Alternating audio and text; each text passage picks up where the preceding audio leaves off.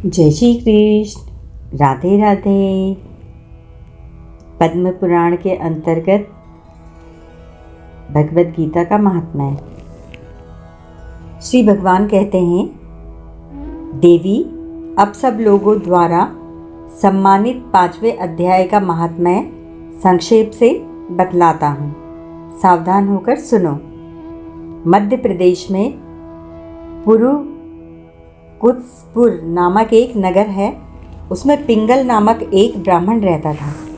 वह वेद पाठी ब्राह्मणों के विख्यात वंश में, जो सर्वथा निष्कलंक था, उत्पन्न हुआ था। किंतु अपने कुल के लिए उचित वेद शास्त्रों के स्वाध्याय को छोड़कर ढोल आदि बजाते हुए उसने नाच गाने में मन लगाया। गीत, नृत्य और बाजा बजाने की कला में परिश्रम करके पिंगल ने बड़ी प्रसिद्धि प्राप्त कर ली और उसी से उसका राजभवन में भी प्रवेश हो गया। अब वह राजा के साथ रहने लगा और पराई स्त्रियों को बुला बुलाकर उनका उपभोग करने लगा। स्त्रियों के सिवा और कहीं उसका मन नहीं लगता था। धीरे धीरे अभिमान बढ़ जाने से उच्छृंखल होकर वह एकांत में राजा से दूसरों के दोष बतलाने लगा। पिंगल की एक स्त्री थी जिसका नाम था अरुणा। वह नीच कुल में उत्पन्न हुई थी और कामी पुरुषों के साथ विहार करने की इच्छा से सदा उन्हीं की खोज में घूमा करती थी। उसने पति को अपने मार्ग का कंटक समझकर एक दिन आधी रात में घर के भीतर ही उसका सिर काट कर मार डाला और उसकी लाश को जमीन में गाड़ दिया। इस प्रकार प्राणों से वियुक्त होने पर वह यमलोक में पहुंचा और भीषण नरकों का उपभोग करके निर्जन वन में गिद्ध हुआ।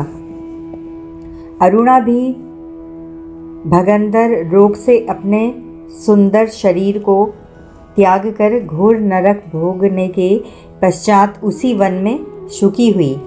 एक दिन वह दाना चुगने की इच्छा से इधर उधर फुदक रही थी। इतने में ही उस गिद्ध ने पूर्व जन्म के वैर का स्मरण करके उसे अपने तीखे नखों से फाड़ डाला। शुकी घायल होकर पानी से भरी हुई मनुष्य की खोपड़ी में गिरी। गिद्ध पुनः उसकी ओर झपटा। इतने में ही जाल फैलाने वाले बहेलिये ने उसे भी बाणों का निशाना बनाया। उसकी पूर्व जन्म की पत्नी शुकी उस खोपड़ी के जल में डूबकर प्राण त्याग चुकी थी। फिर वह क्रूर पक्षी भी उसी में गिरकर डूब गया। तब यमराज के दूत उन दोनों को यमराज के लोक में ले गए। वहाँ अपने पूर्वकृत पाप कर्म को याद करके दोनों ही भयभीत हो रहे थे। तदंतर यमराज ने जब उनके घृणित कर्मों पर दृष्टिपात किया, तब उन्हें मालूम हुआ कि मृत्यु के समय अकस्मात खोपड़ी के जल में स्नान करने से इन दोनों का पाप नष्ट हो चुका है। तब उन्होंने उन दोनों को मनोवांछित लोक में जाने की आज्ञा दी। यह सुनकर अपने पाप को याद करते हुए वे दोनों बड़े विस्मय में पड़े और पास जाकर धर्मराज के चरणों में प्रणाम करके पूछने लगे, भगवान, हम दोनों ने पूर्व जन्म में अत्यंत घृणित पाप का संचय किया है। फिर हमें मनोवांछित लोकों में भेजने का क्या कारण है, बतलाइए। यमराज ने कहा, गंगा के किनारे वट नामक एक उत्तम ब्रह्मज्ञानी रहते थे। वे एकांत सेवी, ममता रहित, शांत, विरक्त और किसी से भी द्वेष न रखने वाले थे। प्रतिदिन गीता के 5वें अध्याय का जप करना उनका सदा का नियम था। 5वें अध्याय को श्रवण कर लेने पर महापापी पुरुष भी सनातन ब्रह्म का ज्ञान प्राप्त कर लेता है। उसी पुण्य के प्रभाव से शुद्ध चित्त होकर उन्होंने अपने शरीर का परित्याग किया था।